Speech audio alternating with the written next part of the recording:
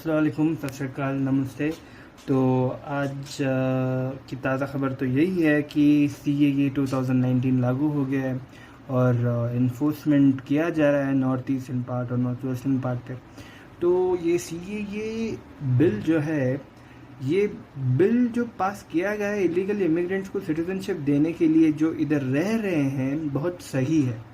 I never say that the CAA bill 2019 is contrary, but it is contrary to the law when it comes within the ambit of fundamental rights। तो जो fundamental rights के दायरे से अगर हम देखा जाए तो ये fundamental right है आर्टिकल 14 ऑफ इंडियन कॉन्स्टिट्यूशन के मुताबिक, which states equality before the law। The state shall not deny to any person equality before the law or equal protection of the law within the territory of India। मतलब India का जो कोई भी ruling party है या फिर जो कोई भी एक गवर्नमेंट एक लॉ पास करता है, वो ये दायरे पे उसको रखना चाहिए कि इक्वल प्रोटेक्शन सभी को मिल रहा है जब वो लॉ बना रहे हैं, मतलब किसी को अनफेयरली ट्रीट ना कर रहे हैं। और इक्वालिटी ऑफ द लॉ का मतलब ये भी है कि हर एक class of people who come with in that category should be treated equally। For example, अभी illegal immigrants हो गया ये CAA वाले बिल में।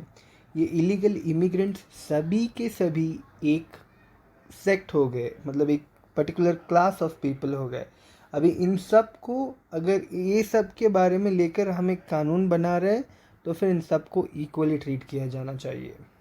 मतलब अभी जो illegal immigrants on the basis of religion पे सिटीजनशिप जो दे रहे हैं उसको इक्वली ट्रीट किया जाए। मतलब मुस्लिम्स को जो पर्टिकुलर सेक्ट ऑफ क्लास और पर्टिकुलर सेक्ट ऑफ रिलीजन को रिमूव किया जा रहा है CAA बिल से। मतलब मुस्लिम को जो इलीगल इमिग्रेंट रह रहा है, पाकिस्तान से आया है, अफ़गानिस्तान से आया है या फिर बांग्लादेश से आया है, इसको सिटीजनशिप नहीं मिलेगी जो मुस्लिम है। पर अगर वही मुस्लिम हिंदू बन जाए या क्रिश्चियन बन जाए या सिख बन जाए तो उसको सिटीजनशिप मिल जाएगी। अभी किसको पता जो इलीगल इमिग्रेंट यहाँ पे है वो हिंदू ही था, किसे पता वो मुस्लिम हो सकता था, पहले मुस्लिम था और हिंदू बन के आकर इधर सिटीजनशिप ले लिया। ये बात सही है, मैं ये नहीं कहता कि हिंदूज, सिख्स, क्रिश्चियंस और पारसीज को प्रोसिक्यूट किया जा रहा है पाकिस्तान पे, बांग्लादेश पे और अफ़गानिस्तान जैसे मुस्लिम डोमिनेटेड कंट्रीज़ है। और ये मुस्लिम डोमिनेटेड कंट्रीज़ तो है ही, पर उसके साथ टेररिज्म को भी इन्वॉल्व किए हैं ये लोग। ये बात बहुत सही है। और ऐसे मुस्लिम्स जो वहाँ से हैं वो सभी लोग टेररिस्ट नहीं हो सकते। मतलब जाहिर सी बात ये है कि इलीगल इमिग्रेंट्स जो भी हो, चाहे वो हिंदू हो, सिख हो, मुस्लिम हो, पारसी हो या जो भी हो, जो इलीगल इमिग्रेंट इधर रह रहा है 2014 के बाद से, मतलब 2014 दिसंबर 31 का जो डेट लगाया हुआ है CAA का, तो उसके बाद से जो रह रहा है वो इलीगल इमिग्रेंट जो CAA के अंडर अभी जो बोल रहे हैं उनको सिटीजनशिप तो मिल जाएगा। पर मुस्लिम को जो तुम एलिगेशंस डाल रहे हो कि वो टेररिज्म पे इन्वॉल्व होगा, मतलब इट्स बेसलेस। 2014 से इधर रहते आ रहे हैं और वो भी without being citizen of India, उन्होंने कुछ टेररिस्ट एक्टिविटी किया ही नहीं है, तो फिर सवाल ही नहीं उठता है। और बात ये है, चाइना में कई मुसलमानों का कत्ले आम हो रहा है, खुले आम टॉर्चर हो रहा है, like they have being under the genocide हो रहा है, मास जीनोसाइड हो रहा है उन लोगों का। श्रीलंका में क्रिश्चियन कम्युनिटी को बहुत प्रॉब्लम्स फेस करनी पड़ रही हैं वो। और चाइना से जो कई लोग इंडिया पे आकर रह रहे हैं, जो मुस्लिम कम्युनिटी हो गई चाइना की, और जो कम्युनिटी है क्रिश्चियन कम्युनिटी श्रीलंका की आके तमिलनाडु पे भारी तादाद पे रह रही है। शायद इसका रिकॉर्ड नहीं मिला होगा, बट दैट्स अ फैक्ट। ये फैक्ट है कि कई क्रिश्चियंस माइनॉरिटी श्रीलंका से भाग के आकर तमिलनाडु पर रह रही है। और अफ़गानिस्तान के शिया मुस्लिम जो है पर्टिकुलरली, उन लोगों का प्रोसिक्यूशन हो रहा है अफ़गानिस्तान में।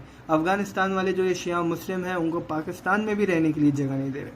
तो अभी जो ये अफ़गानिस्तान और पाकिस्तान से बचकर जो इंडिया पे आए हुए हैं ना, ये मुस्लिम्स को भी सिटीज़नशिप दिया जाना चाहिए सिटीज़नशिप अमेंडमेंट एक्ट के द्वारा। ये जो आर्टिकल 14 है कॉन्स्टिट्यूशन का, इसका मतलब यही है कि हर एक वो इंसान जो पर्टिकुलर सेक्ट, पर्टिकुलर रिलीजन या पर्टिकुलर क्लास पे आता है, उन सबको इक्वली ट्रीट किया जाए। अभी ये इलीगल इमिग्रेंट्स जो इंडिया पे हैं, वो सारे एक पर्टिकुलर सेक्ट में आते हैं और इनको रिलीजियस के बेसिस पे डिवाइड नहीं किए जाने चाहिए। तो सभी को, हिंदू हो, मुस्लिम हो, सिख हो, ईसाई हो, पारसीज हो, जूज हो, LGBTQ हो, इन सब को मिलने चाहिए। LGBTQ को पर्टिकुलरली इस पे डाला नहीं गया है CAA पे। ये किस लिए डाला नहीं गया है? इनको भी हक नहीं है क्या जीने का? अरे यार, इंडिया सेक्युलर कंट्री है। और आपको बता देता हूँ मैं सेक्युलर वर्ड का meaning. The term secular means separation of religion from the political running of the country और the sovereignty। अगर कोई कानून आप बना रहे हो तो आप उसको एक रिलीजियस के दायरे पे ना बनाओ। एक कानून बनाना है तो फिर सभी के लिए बनाओ। आपका आइडियोलॉजी है, मतलब बीजेपी जो है अपनी अभी लीडिंग गवर्नमेंट, उसका आइडियोलॉजी तो ये है कि यूनिफॉर्म सिविल कोड लाएंगे। आइडियोलॉजी है यूनिफॉर्म सिविल कोड लाने का, पर लॉ पे यूनिफॉर्मिटी क्यों नहीं है भाई? किस लिए नहीं है? अभी यूनिफॉर्म सिविल कोड नहीं लाएंगे, पहले CAA इम्प्लीमेंट करेंगे, NRC इम्प्लीमेंट करेंगे, मास परसिक्यूशन करेंगे। ये लोग जो हिंदुस्तानी है उसको भी भगा देंगे शायद, किसको पता भाई। देखो, बात ये है कि मैं ये नहीं कह रहा कि जो इलीगल इमिग्रेंट्स हैं, हिंदूज, सिख्स, क्रिश्चियंस, पारसीज, इनको सिटीजनशिप ना दिया जाए। इनको दिया जाए, सिटीजनशिप मिले इनको, पर वो मुस्लिम्स को भी सिटीजनशिप दिया जाए जो पाकिस्तान, बांग्लादेश, अफगानिस्तान, चाइना, श्रीलंका से भी आए हुए हैं। ये मुस्लिम्स जो है ना, पर्टिकुलरली अहमदिया कम्युनिटी, शिया कम्युनिटी और उर्गुज कम्युनिटी, ये वाले कम्युनिटीज़ की जो लोग हैं, जो मुस्लिम कम्युनिटी के दायरे पे आते हैं, जिनका मास जीनोसाइड हो रहा है पाकिस्तान में भी, अफ़गानिस्तान में भी, चाइना में भी, इन लोगों को भी इंक्लूड किया जाए। और क्रिश्चियन कम्युनिटी तो आप पाकिस्तान, अफ़गानिस्तान से और बांग्लादेश से बुला रहे हैं, मतलब जो रह रहे हैं उनको सिटीजनशिप तो दे रहे हैं, पर आप श्रीलंका के क्रिश्चियंस को एक्सक्लूड कर रहे हैं। श्रीलंका के क्रिश्चियंस ने क्या किया है आपका? मतलब श्रीलंका के क्रिश्चियंस तमिलनाडु पे रह ही रहे ना, उनको सिटीजनशिप क्यों नहीं मिल रहा है? देखो, अभी आप कहोगे कि अरे यार, आप तो हिंदुस्तानी मुसलमान हो, आपको किस बात का डर है? आपको तो कुछ अफेक्ट नहीं कर रहा। अरे हाँ यार, मेरे को कुछ अफेक्ट नहीं कर रहा है, दैट्स श्योर, CAA मेरे को अफेक्ट नहीं कर रहा है। पर अभी जो इंसान को नागरिकता ही नहीं मिली है, वो किस बेसिस पे जाके कोर्ट पे केस फाइल करे? बेसिक फंडामेंटल राइट उसको नहीं दिया जाएगा। अरे यार, पकड़ के ले जाकर ना एक इलीगल इमिग्रेंट को जेल में रख देगा कोई पुलिस वाला, तो फिर उसको कोई पूछने वाला आएगा क्या? कौन आएगा? तो फिर बात यही है कि आर्टिकल 14 के जो बेसिस पे कॉन्स्टिट्यूशन, हमारा जो संविधान कहता है, उसके हिसाब से CAA amendment act totally is violative and is ultra vires of the constitution. इसको हटाया जाना चाहिए। मतलब CAA बिल को नहीं हटाना जाना चाहिए। CAA बिल का जो अमेंडमेंट है उसको यूनिफॉर्मली सारे रिलीजियस को दिया जाना चाहिए।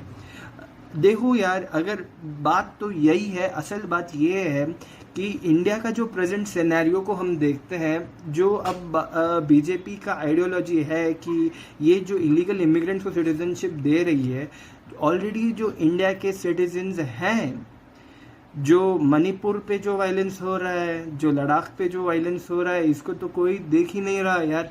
लद्दाख पे जो सिटीजनशिप का जो एक स्टेटहुड के लिए जो लड़ रहे हैं, ट्राइबल रिकग्निशन के लिए से ये जो शेड्यूल 4 के अंदर डाला जाने के लिए जो ये लड़ रहे हैं, इसको कौन लड़ेगा यार?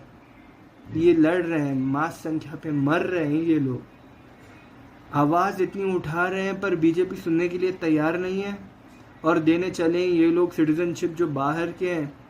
अपने लोगों को यहाँ पे सिटीजनशिप नहीं मिल रहा। वो जो लद्दाख के जो ट्राइबल लोग हैं ना, उनकी एक सेक्युलर रिकग्निशन नहीं है, उनको एक हिंदुस्तानी माना ही जाता नहीं है, उनकी बात को सुनने वाला कोई है नहीं। मणिपुर में जो 2 कम्युनिटीज लड़ के मर रहे हैं, मोदी जी जाके एक दफा ना देखे उनको। तो अभी क्या कहा जाना चाहिए? हिंदुस्तान अभी डेमोक्रेटिक है या फिर एक डिक्टेटरशिप पे आ गया है? आर्टिकल 370 जिस तरीके से निकाला गया है, जम्मू एंड कश्मीर का एक फ्रीडम, जो एक उनको एक डेमोक्रेटिक रिप्रेजेंटेशन ही नहीं दिया जा रहा है। यूनियन टेरिटरी पे डाल दिया है, लद्दाख को डिवाइड कर दिया है, पाकिस्तान ऑक्यूपाइड कश्मीर तो छोड़ दो भाई, हाथ से चला गया, वो कश्मीर को कौन ऑक्यूपाई करेगा वापस? अरे यार, चाइना तो आके सर पे बैठा हुआ है यार नॉर्थ ईस्टर्न स्टेट्स पे। ये सब छोड़ के आप आए हैं सिटीजनशिप उनको देने के लिए जो इलीगल इमिग्रेंट्स हैं। यार अभी मेरा एक घर है, मेरा दिल बहुत बड़ा है, ओके, फिर भी मेरे घर के अंदर 4 चोर आ जाते हैं, 4 चोर आ जाते हैं और चोरी करते हैं। मेरा दिल बड़ा है, इसीलिए मैं 4 चोरों में से मैं 3 को चोर नहीं मानता और वो एक चोर को चोर मानता हूँ जो मुसलमान है। अभी आपको क्या लगता है ये किस कॉन्टेक्स्ट तक सही है ये बात? जो बाकी के जो 3 चोर थे वो हिंदू था, एक सिख था, एक पारसी था, हमने उनको बुला लिया क्योंकि वो हिंदुस्तान के अपने हैं। अरे यार, बाहर से आया था चोरी करने मेरे घर में, तो फिर मैं उसको कैसे मान लूं कि वो सिटीजनशिप दिया जाए उसको? और जो चाइना के लोग हैं उनका तो हम कुछ कह नहीं सकते। कई लोग इंडिया पे आ ही नहीं रहे, वो लोग जा रहे हैं सऊदी अरेबिया, इस पे स्वीडन पे जाकर सेटल हो चुके हैं, मास जिनोसाइड जिनका भी हुआ।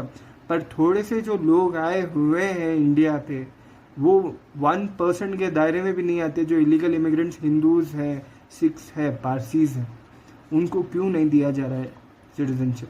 अरे यार, जो मुस्लिम कम्युनिटी पे LGBT का पर्सिक्यूशन होता है, मैं मुस्लिम हूँ, पर इंडिया में रहने के लिए मैं सेक्युलर लॉ को फॉलो करता हूँ, मैं यूनिटी एंड डाइवर्सिटी को देखता हूँ। पर ये जो पाकिस्तानी मुस्लिम्स हैं, जो ये अफगानिस्तानी मुस्लिम्स हैं, जो बांग्लादेशी मुस्लिम्स हैं, ये LGBT को रिकग्नाइज नहीं करते, ये LGBT को पर्सिक्यूट करते हैं, उन्हीं के घर से हकाला जाता है। इंडिया में भी लगभग वही हाल है, इंडिया में भी रिकग्निशन नहीं मिल रहा है होमोसेक्सुअलिटी का, पर फिर भी यहाँ पर उतना स्ट्रिक्ट पर्सिक्यूशन नहीं हो रहा जितना पाकिस्तान में हो रहा है LGBT का।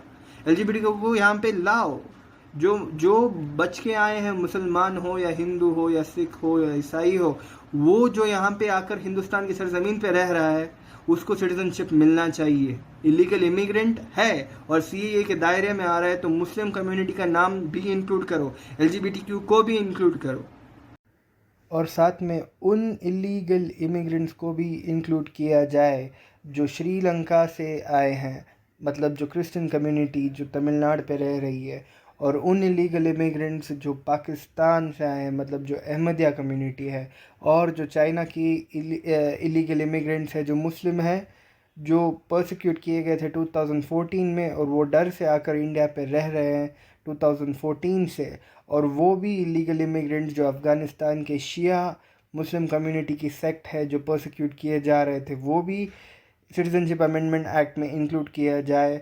और रोहिंग्या मुस्लिम जो अभी नॉर्थ ईस्टर्न स्टेट्स पे आकर ऑक्यूपाई कर रह रहे हैं because of the mass genocide which they had faced earlier, इन सब को CAA पे इंक्लूड किया जाना चाहिए और ये इन सब का कॉन्स्टिट्यूशनल हक बनता है।